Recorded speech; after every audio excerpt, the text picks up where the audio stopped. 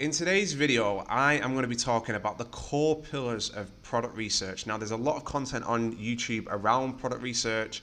I think it's something that people sometimes overcomplicate. So I'm going to break down exactly what you need to be looking for, exactly what you need to be considering when you do your product research. I'm also going to be talking at the end of the video about an exclusive deal that our subscribers and the watchers of the videos that we put out can take advantage of. So stick around to the end of the video where I will explain a little bit more. If you don't know who I am, my name is Alex. I'm one half of The Honest Entrepreneurs. This entire channel is dedicated to giving you an honest look at a real Amazon FBA business. We're currently growing our own brands right now. We're trying to grow them over the next few years to sell them and get a big fat exit check.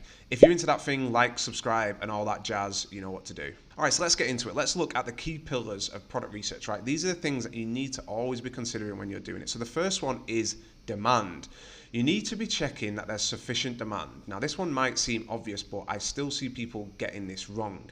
You need to make sure that using a tool such as Helium 10, that you're checking, are there enough people making a healthy amount of money in this niche? There's a couple of ways that you can check that. You can either look at the keyword volume, so you can use Helium 10, like I said. They have a section in their tool called Cerebro, a part of the software, where you can look and you can see what is the keyword demand, what is the keyword volume around the main sort of keyword. And the second way is you can actually just look at how much revenue are the people in this niche doing. So if you search the main keyword for that particular product, have a look. Are there people making more than $10,000, $15,000, $20,000? You need to make sure that there's people making a sufficient amount of money, because that shows that there's actual demand. There's enough people searching for these products on Amazon for you to come in and take a slice of that pie. Now, closely related to this is budget. Now, this is the second thing that you really need to be considering, and it's something that people get wrong still quite a lot. It's not something that people really talk about a ton of the time. Most of the time, because the Amazon gurus that are trying to sell your courses and stuff, they want you to think that you can start Amazon with like a real low amount of money. So they don't really want you to fully understand how much it takes. I do have another video that you can check out here where I go into exactly how much it takes to start on Amazon FBA. But generally, you need to make sure that you have enough money to place at least 2 orders of whatever that product is. Now, the reason for that is you don't get your money back fast enough from Amazon from that first order to pay for the second order. So if your first order is going to cost $5,000, in reality, you really need $10,000, because you need to be able to pay for that first order. And then when you sell and you start seeing the product selling, you need to quickly make that second order in order to keep it in stock. Now, generally, we try to always order at least now 3 months worth of stock. So we go a little bit over that. You know, we like to play it very safe because we want to avoid stocking out. You can kind of do it with around 2 months stock, but you really need to make sure that you've got enough money to launch that product. So you need to be considering all of your marketing costs, your trademarks, setting up your company. Just make sure you've got enough money, because if you do launch a product and it goes really, really well, but you don't have enough money to place more orders, then you're screwed, and you're kind of a victim of your own success. So really work out exactly how much money you're going to need to make the first 2 orders on this product, and make sure you can afford it, and don't make the mistake of just ordering something, it goes really well, and then you have no money left. Now, the next thing that you need to be considering is differentiation. So this is super, super important. If you've seen any of my previous videos, you'll hear me talking about this a lot, but Amazon essentially comes down to, if you can't stand out and you can't appeal to those customers more than your competitors appeal, then why would anybody buy your product? So there's a few different ways that you can do this. I'm going to go into some of them now. So the first one is through a VSP, right? And this is a visual selling point. So when we say this, we mean your images, your branding, your listing, your product videos, your product brand ads. Everything that the customer sees related to your listing and your product is your visual selling point. You really, really need to make sure that you're absolutely killing it with all of your photos, your branding. Everything needs to be absolutely spot on. If you're not better than everyone in your niche, you've not done enough. Now, this is still one of the main reasons I think there's a huge opportunity on Amazon FBA, because I still think that standing out visually against the competition, it really sets you apart. Customers massively shop with their eyes. They look at the photos, they judge how they think of the quality of your product, mostly based on your photos and how the product feels when they see it. If the photos are super high quality, they're going to translate that in their headers. This product looks quality. So do not underestimate how important it is to have a great visual selling point.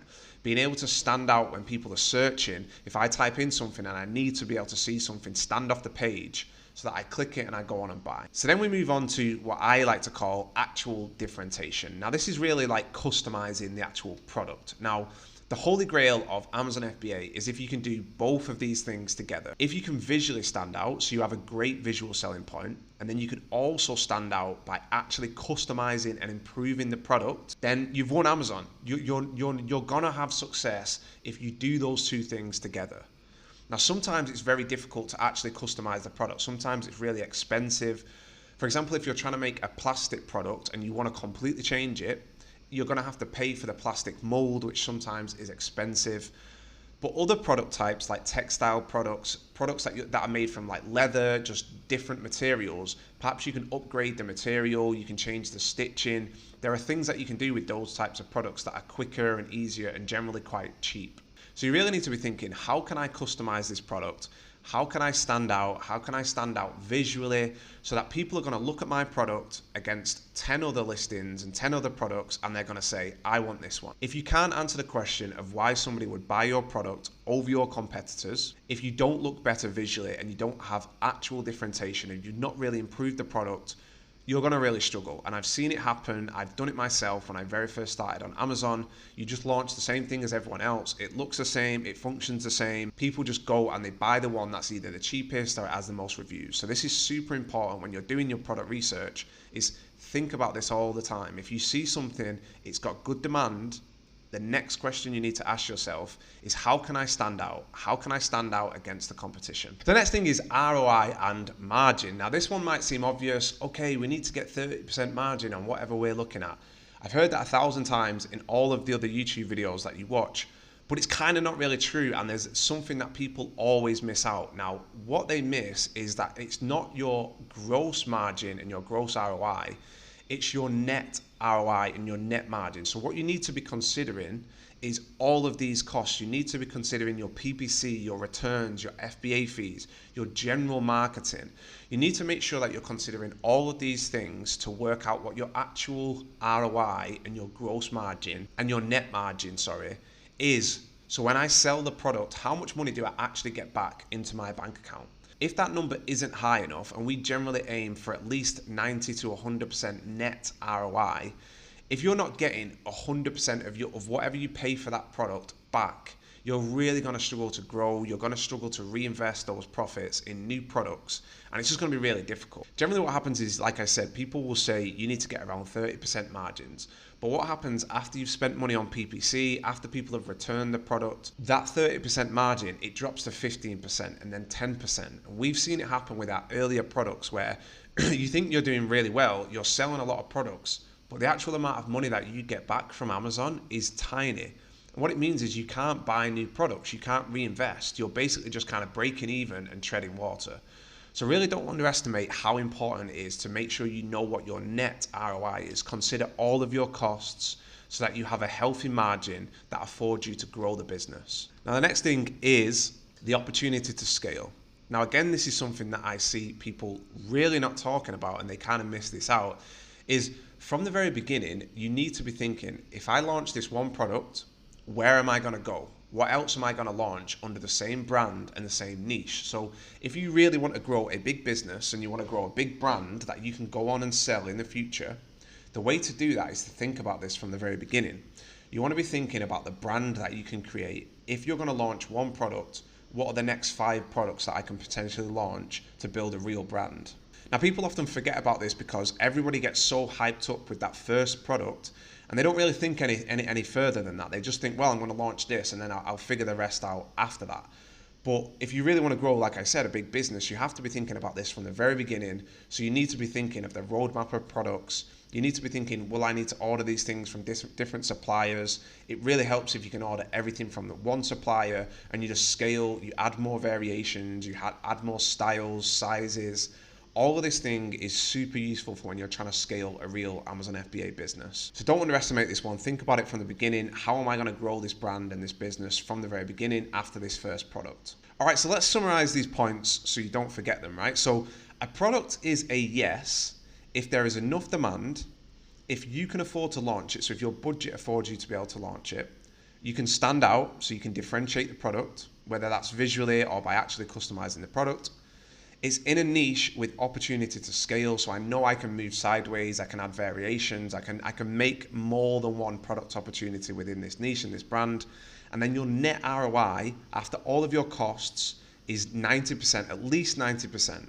You want to be aiming really for 90 to 100% so that you have enough money to take that money that Amazon give you back and reinvest that into more products. Otherwise, you're going to be treading water, you're going to be going around in circles, and you're not really going to grow. All right, that's it, guys. So that's the main core pillars of Amazon FBA product research. I hope that was useful. So I did promise at the beginning of the video that I will be talking about an exclusive, and I'm not going to disappoint. So some of you may know, if you watched our previous videos, that Tom and I have now started doing FBA mentorship and FBA coaching. So I'm going to put a link in the description of the video where you can get a discount on that mentorship. So we have a limited number of places. We're coaching people. We're going to take you through a 4-month program where you can go from zero to launching your first Amazon FBA brand. We're going to teach you absolutely everything that you need to know, and we're going to make sure you avoid those costly mistakes and all of that thing. So if you are interested in starting and learning from real sellers that are building a real FBA brand, then get in touch, take advantage of the discount in the description. I hope you enjoyed the video. I hope you enjoyed the insight into what it takes to do really good product research. If you've got any ideas or comments or questions, let me know in the comments below. I love hearing your guys' questions and your suggestions for new videos and stuff like that. So please don't hesitate.